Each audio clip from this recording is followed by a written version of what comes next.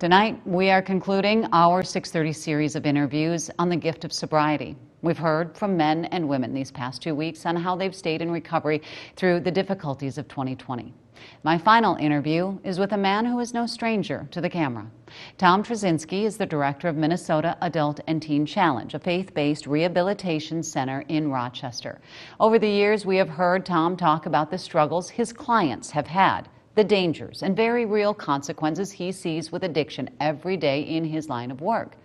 But Tom has his own personal story with battling addiction, one we haven't talked about publicly during our interviews in the past.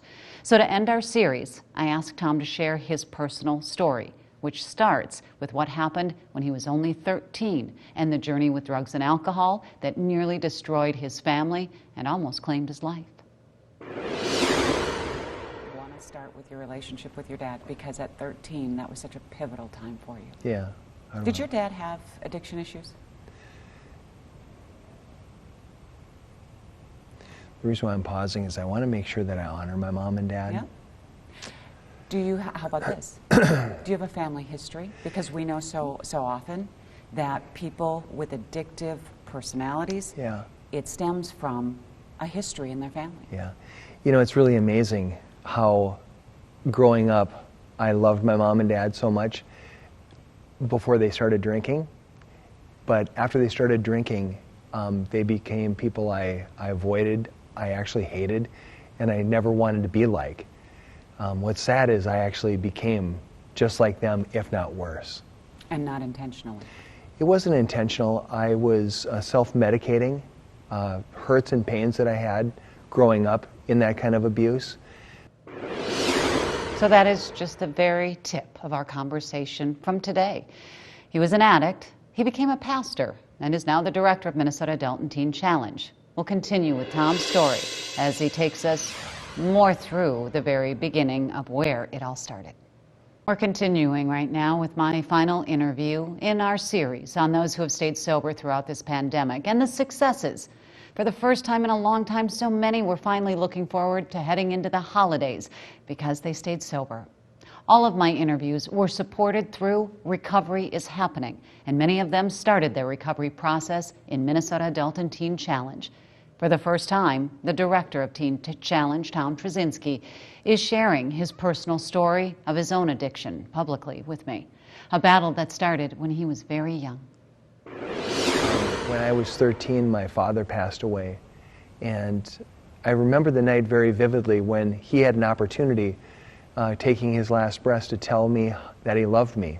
Set up the scene and set up what happened while he was on his deathbed. Yeah. When I was 12, my dad was diagnosed with lung cancer from smoking, and my dad lived 1 year and a day from that diagnosis. The night that my dad died at our home, my mom was standing next to him. He was holding my mom's hand, and in his last words, he looked at my mom and said, "Ev, I've always loved you." And what an amazing thing to hear a spouse say, "I love you." Out of all of the things that my mom could have said, "I love you too, thanks for everything, we'll be okay," the first words my mom spoke were, "And Tommy too." There must have been something inside of my mom that knew that this little boy, this 13-year-old teenage boy, needed to hear Dad say, "I love you." That was not something we did in our family. We didn't say that, we just assumed it. But my mom must have known inside of her that this boy needed to hear Dad say, "I love you." And with that, I wish I could tell you that my dad said, "And Tommy too." I'd love to tell you my dad looked at me. But what my dad did is he turned and he looked out the window. And about 10 minutes later, my father passed away. Now today, a father, myself, of 4, a mature adult, I know today that my dad probably turned away because he felt shame, he felt guilt, he felt regret over not fathering me perhaps the way that he should have. But at 13, when he turned away, I took it on as I'm unlovable, I'm not enough, I'm unworthy, and that's actually when I started using and abusing drugs and alcohol, from the age of 13 to the age of almost 32. There must have been some times where you knew you had a problem. You were angry at God, I suspect. Yeah. And that changed. Yeah. I was very bitter. I could not understand why, if God was a God of love, why He would allow me to grow up in a house where there was abuse and there was so much friction and fighting. And I was very angry at Him. I've had 18 years of addiction myself, which has involved arrests, convictions, time in jail, and standing before judges with all my personal stuff being aired out. But I was always able to get beyond it. Always find a way out, if you will, or so I thought. Now, people will get a mental picture of the kind of person that you were, whatever that mental picture is. Yeah. What I don't think that they'll know until you say the success that you were. Yeah. You were very successful before your life changed. Yeah, I went to St. Cloud State for a finance degree and I graduated with honors. I got my master's degree at Mankato State, my master's of finance, on a 4.0. And you were using it that And time? I was using, and I was being arrested, and I was getting in all sorts of trouble during that time.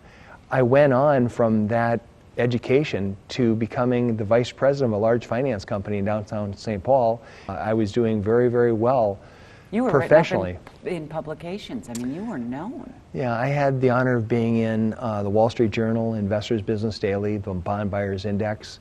And all this time, still using, as a Yeah. grown-up. Yeah, I had a group of students from the Carlson School of Management one time from the U of M come to interview me, and this one young man walked out of my office and he looked at me and he said, "I want to be just like you, I want to be just like you." And I probably encouraged him somehow, but you know what I really wanted to do?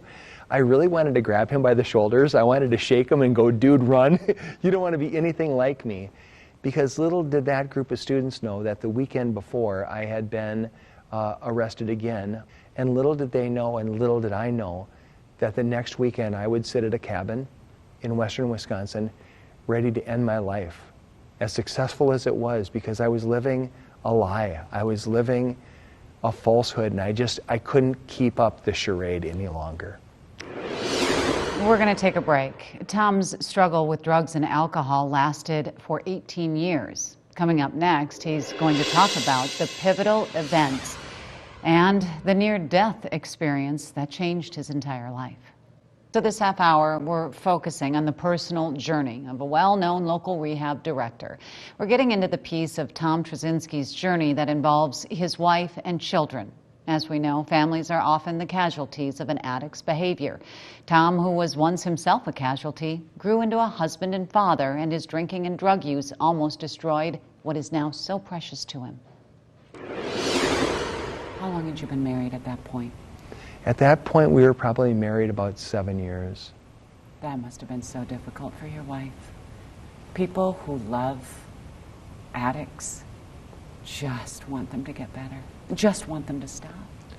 Yeah, it pains me today to think of what I put my wife and we had 2 kids, a 6-month-old and a 2-year-old daughters, Katie and Emily. And it breaks my heart to think of what I put them through. She should have kicked me to the curb years ago. But I'm so thankful today that she stayed with me. You were on your way to get a divorce. What happened that day? So I had made the decision that I deserved so much more, that I had so much more coming to me, and the truth is I was just running. And that was a pattern that I had my whole life, just fight or flight. And so I got on my motorcycle one evening, May 18th, 1995. I drove down my driveway, past my wife who was holding our 6-month and our 2-year-old, and I was on my way to destroy our marriage. And that night, on the way to a bar in Eagan, I lost control of my motorcycle. I accelerated into the back of a truck. On the impact, I busted up my hip real good. That night, I thought I was going to die. You lost your foot. And I completely severed off the top of my right foot. And as I rolled over from my left to my right side, feeling blood just pouring out of the midsection of my body, I am here, and I look over and my right foot is over there. From the fear or the pain or the shock that you were feeling, was there anything else going through your head as you laid there waiting for paramedics? As I laid there that night, Betsy, I felt myself going in and out of consciousness, and I was not a religious man in the least bit. But that night as I laid there, I knew something inside of me that if I die right now, I am not going to a good place. And it was very evident in my heart. And that was a moment when I said 3 words that have totally and completely changed my life. I said, "God, help me." And those are 3 words that I never thought I would say, because if God did exist, I wanted nothing to do with him, because he was a lot like my dad. I assumed that he was far off, distant, uninterested, unavailable. I was unable to be loved. And that night, when I cried those 3 words of desperation out, it changed my life. When did you realize then it was time to get sober? Was it right then and there? No, actually. I've had numerous judges, police, teachers, parents, wives tell me I need to get help. But what was crazy is it was about 2 weeks later, as I laid in Regions Hospital in St. Paul, after they transplanted my arm and my thigh to reattach my foot, I laid there detoxing, and I realized I'm an addict. I had to have that moment where it wasn't just other people that told me that I was an addict. I had to have that revelation myself. And when I realized I'm an addict, it hit me like a ton of bricks, because I have never gone there before. But I never wanted to return to the pavement kind of experience, the darkness that I lived in. I wanted to live this new life. And so when I got out of the hospital, I had to make some tough choices. I had to choose to walk away from 100% of my friends.